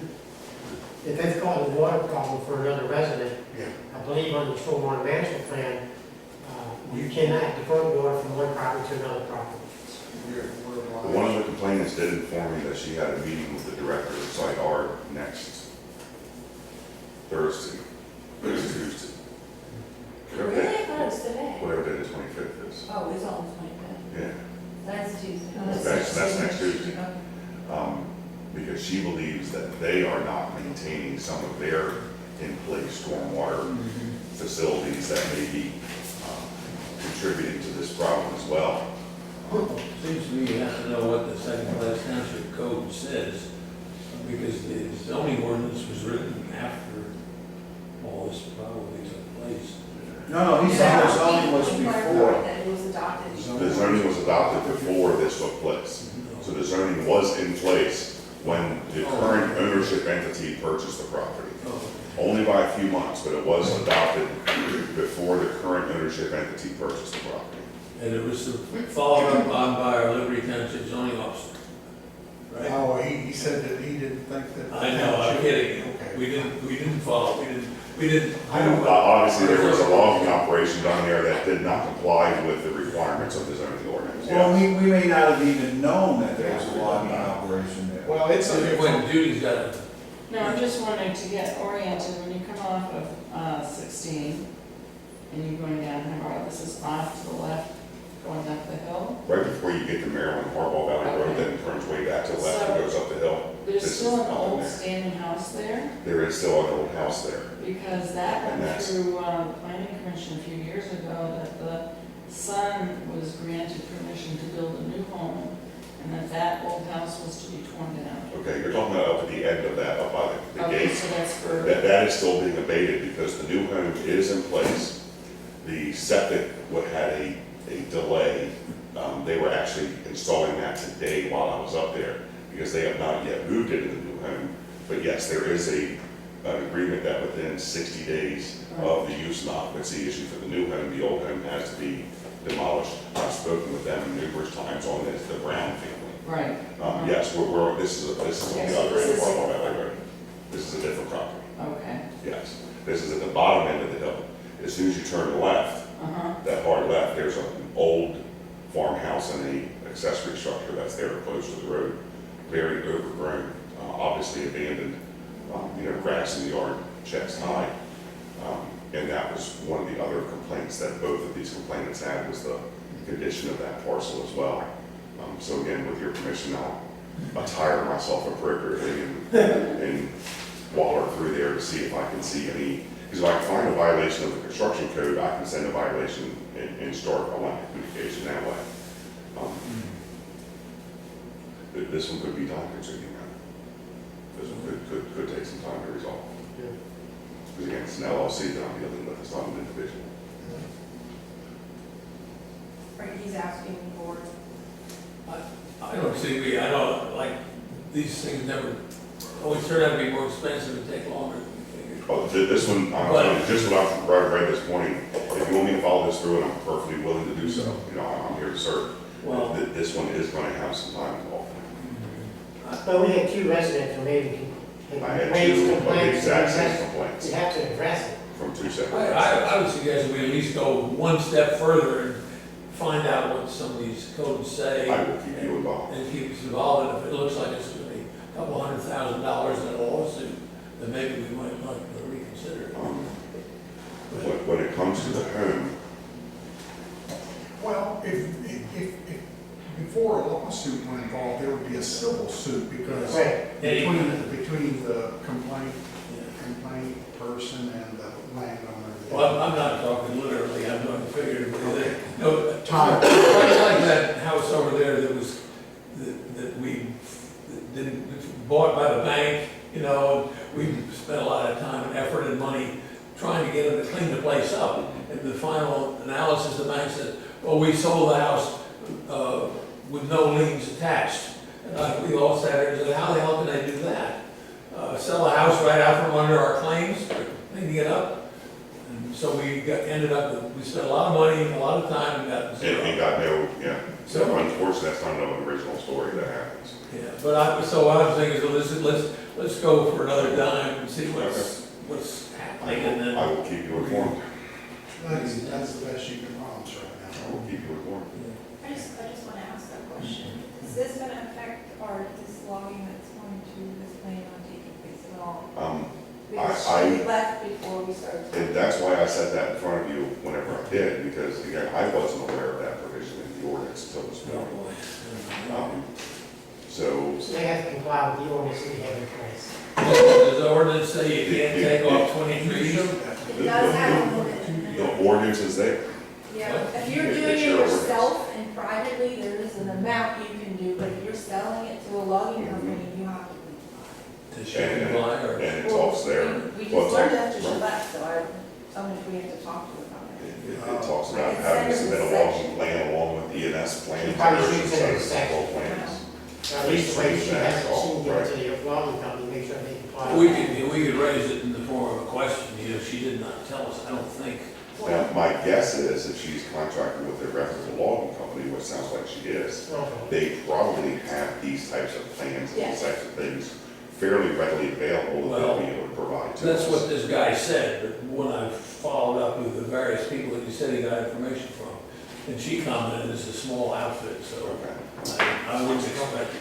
I don't know. You could attach a copy of that part of the ordinance to the letter that you're So, yeah, that's definitely, I'm just gonna say, here's some additional information. Like, by the way, Right. be sure you, Comply with the current ordinance. Well, here's, just suggest this to her, forget about removing the 20 trees, she just needs to pay someone to remove the trees so she can pave her driveway. Because to do a logging plan, an E&S plan, you're probably looking at a couple. What probably happened is she called this logging company to remove the trees on her driveway. They said, we'll do this for free if you give us these trees. And they said, oh, okay, do it for free. But now it's turning into a nightmare for them. And they just want to get their driveway paved. Yeah, that's exactly what it sounds like. I would say to her, look, just call some tree removal service. Don't do any logging. Have them remove the trees from your driveway because a logging plan is not E&S and all that stuff. That is not. It costs money. Yes, it does. Just a suggestion, maybe. And full disclosure, I didn't know that was in your ordinance until I came back from the site visit this morning because I was looking for something relating to that. So that surprised me when I found all that in there. Yeah, and I mean, if she just removing trees to be able to pave her driveway, that's not logging. No, it's not. That's just trees that. yeah, she says in her letter, the trees must come down before the driveway can be paved. Yeah. But she said when they came out, then they additionally found out Yes, throughout yeah, the sure. I property think your to conditions make it are worthwhile for Yeah, them, yeah. which she didn't originally need done. It was. Right, and I think they probably said, well, look, you give us these trees, we'll remove the Yeah. driveway for nothing. Okay. The other complaint that I've been looking into over the last month or so, a long-standing dispute that the board is familiar with. I was asked to look into it again a month or so ago. I've made several site visits. I've made several phone calls and had long discussions with different parties. Nothing resolved as of yet. Again, I'm not seeing a lot of ordinance violation in what the complaint is about. But the bottom line is, as far as I'm concerned, as far as I'm aware, the township does not have any ban on open burning. Can you give us a hint as to what the subject is? Oh, didn't you get the complaint? I probably did, but we had so many, I'm not, which is, Burning, what is this? burning cabinets and construction. Oh, Burning construction debris. Uh-huh. Is there any open burning prohibition that I'm not aware of in our ordinance? Yeah. Only one's in Adams County, we don't have one. Yeah. A lot of townships have those nuisance ordinances and have those prohibitions on Sundays, and again, boroughs usually have more restrictive than townships do. I don't know of any open burning prohibition in our township at all, so, there's nothing I can do about that. We did have a case where Fred Crum was burning construction waste material that was being trucked out from Emmitsburg. And he, over the back corner of his property, he set it on fire and burned it all. Okay. At that time, we kept telling each other that's a violation of the law, of some law, but We called, Which law is that in violation? we called the Soil Conservation District, and I think. and they said, yeah, Rusty Yeah, they put a stop order. put a stop order on it, yeah, but I don't know if there was a law. Well, I know the state has restrictions against burning rubber. I don't, DEP does have regulations about, because according to DEP regulations, you can't even burn treated lumber. So let's say you build a fence and you build it with treated lumber, you can't burn the construction debris from treated because of the chemical process that that's going under. You can burn clean carpentry, you can burn, but anything that's been painted, varnished, treated, according to DEP regulations, you can't burn. well, can you get them report them to DEP for what they're doing? Yeah, we can pass that complaint along to DEP, Okay. but we don't have the ordinance to enforce. There's nothing that I can do. Well, let me ask you this. You said it's the construction. Where are they burning it at? In their backyard, in a residential district? And is it So can you say that if it's construction material, can you say that they're operating a business on their residential property because it is construction material? Do I think that would stand up to an appeal? No, I don't. Why not? Like Mr. Jackson said, if where they're getting it from, if they're getting it, and they're getting paid from an outside entity to burn this construction material, then they're operating a burning business. I mean, it's like, I don't think they're You don't getting paid. It's produced from their business. You know, it's a remodeling contractor, and he has this junk. well, where's this business being operated at? Off-site. Oh, so what's the guy with the truck? I don't know. The guy kept parking his truck, building materials in it. Yeah. But he's trucking his, you don't think that's part of his business? Well, that was the argument a couple of years ago, because he was actually having tractor trailers deliver home products to his home to take down the road to install them out his homes. He's in the contracting business, and he parked his vehicle there every night, and sometimes would have building materials in it. Yeah, no, I don't know if that would make him operating, parking a vehicle there every night and maybe occasionally having deliveries, but if he's burning his construction materials there, I don't, you don't think so, Darren? So if you don't think so, then. I don't know of an ordinance we have preventing or addressing open burning, period. No, So, but I'm not other talking about open burning, I'm talking about that if you live in a residential district, you're not supposed to have any businesses there in the residential district unless it's a home occupation type business, you know? Yeah, there's two separate that the township has. One's a home-based business and the other is Yeah. home office kind of thing. I don't see where he's violating anything on that side of it. I'm not seeing from the area that, the public access area, I'm not seeing an immense amount of stockpiling. I'm not seeing, piles of cabinets. I'm not seeing that kind of stockpiling thing that would violate the outdoor storage ordinance. Again, I'm just not seeing a lot of ordinance that I can throw at this particular. Well, I guess just notify DEP then, that's about all you can do. Can I ask a question? Should we establish a burning ordinance?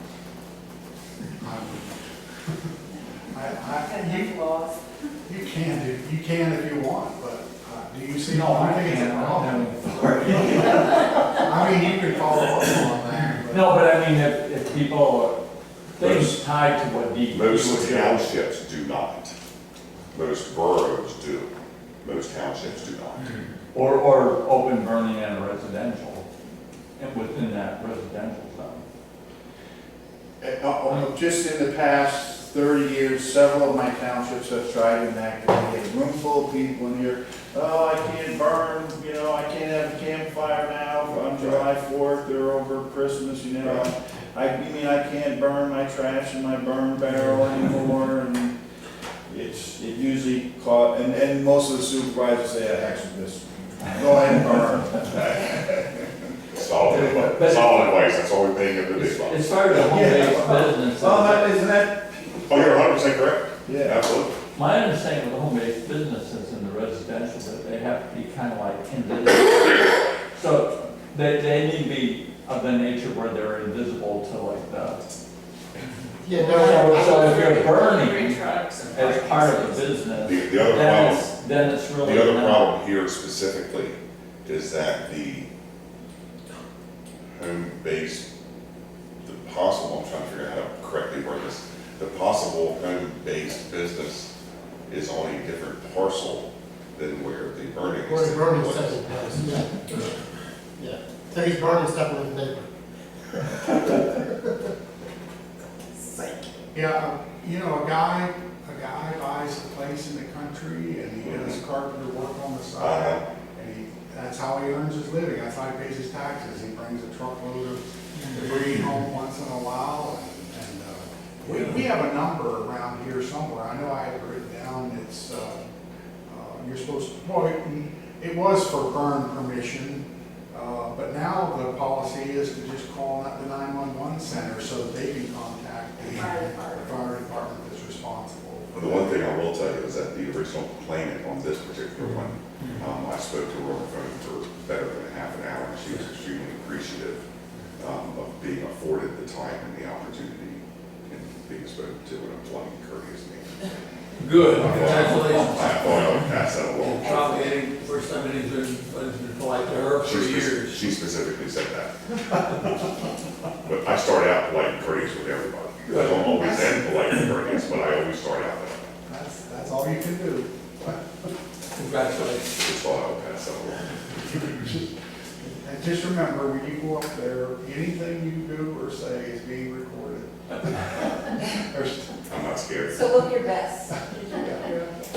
So if we stop, get a brush and some hairspray, something like So at the first situation, you're gonna do some more investigating? I'm gonna do some more investigating. I'm gonna if it's okay, I'm gonna reach out to API to see if they have any memory, because Dominic's been in this township forever, ever. So I'll see if he has any memory of that logging operation being done. Again, I've already done a background check on the LLC, so I have they are local. I have the contact information. It's a 33-page report that I've got on this LLC and who makes it up.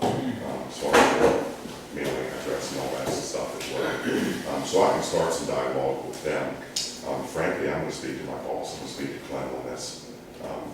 He just has a much broader, he can sometimes think of an approach that I just don't. So I will reach out to him and give him the background on it and say, where do you think the best way for me to go is? This is just one of those large, I think you need the broad scale approach to this.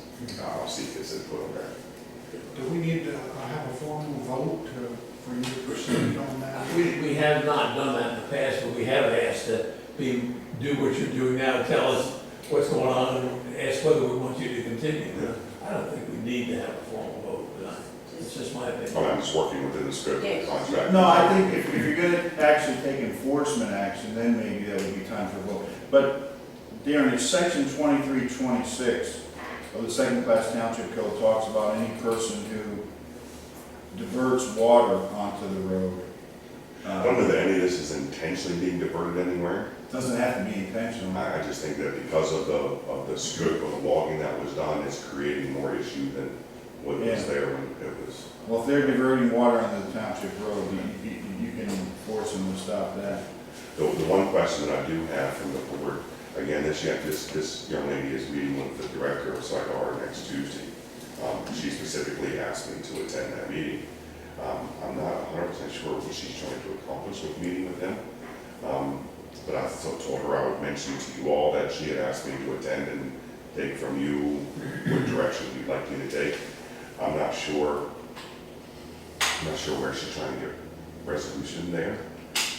But again, I'll In the interest of getting along with the federal government and in finding out what's going on in Harbor Road, I think I would encourage you to at least take one now. If it turns into a meeting every week or something. Right. At least you'll know the people. I will certainly make myself available to join her for that. I specifically asked her to get back. That's just my opinion. With the time that the meeting was gonna happen, and I said, if the supervisors approved it, I would be happy to make that time in my schedule to do that, so. Well, I can't speak. If you think that's appropriate. I can't speak for my fellow supervisors, but I would recommend it. Yeah, I think Okay, because if there is some kind of stormwater runoff from the site that's maybe contributing to this, maybe we can resolve it, who knows?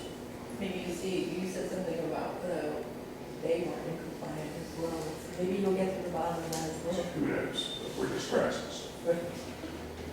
Well, you're in this. It could be 3 or 4 contractors from now to finish this up for you, but we'll get her started. Well, you're in the scratching part of the township. I will keep you informed. Thank you for your time. All right. Thanks for enduring our exciting meeting. My pleasure. Guess we're at the end of the line. Yes, we are. The next thing on the agenda, item 9, is our executive session. And we will hold, we will just recess for the executive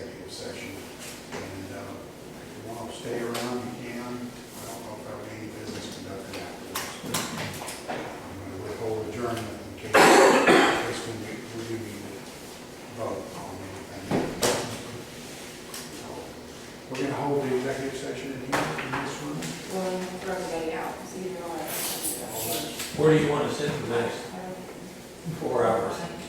4 hours. 40 minutes. Doesn't matter to me. Is it updated with the bond? Wendy, on that, before we go into that truck thing, you think you're gonna be able to do that on your own? What truck thing? Oh, yeah, I'll call, no, I have some more, paperwork to fill out. What we're talking about is the truck, correct? The Yeah. truck loan. I did speak to, the DCED rep about the loan he pointed out, the $200,000 loan that's sitting out there. And she said, just send me an email and we'll close it. Okay. It was a loan that was approved. But you sent, you have to fill out a debt statement, you have to. I don't know, no, I can't do that on my own. I know, that's why I'm like, help, I don't know, it requires. I don't know how to do it either. Yeah, it requires a legal advice and everything. Well, I don't know how to do it. Is she able to help at all that tomorrow, fill that out? Give me a couple more days because I still have other paperwork that I'm waiting for my bank to give me to get process. Well, just so you know, I'm gonna be out from June 20th, which is Thursday, through July 2nd. And then we have the 4th, so I'm out for about 2 weeks. Yeah, we'll see. So we'll just do it as we can get it done. If it takes longer. Yeah, because I do not know exactly, you gotta go back at your last 3 years, and you gotta determine what your revenues are. On that particular statement, I didn't. I'll talk to her. Yeah, I'll see where I can get help. I'm Lydia, what's your availability? I'm leaving Wednesday. Tomorrow's my last day. Okay. And I'll be back July 2nd. I'll be back for your meeting July Okay. 2nd. That's fine. But, okay. I don't think anything's gonna happen between now and then anyway. And then I'll just follow up with you at the meeting. Okay, so I didn't know when you wanted to get that truck out soon. I'm working on it as Okay, it comes up, but I'm still waiting for more information from the bank. okay. It's in process. Okay. Okay, so, Did you hear what I had to say, or did you come in after I said it? I didn't hear what you said. We're going to, we're not going to adjourn.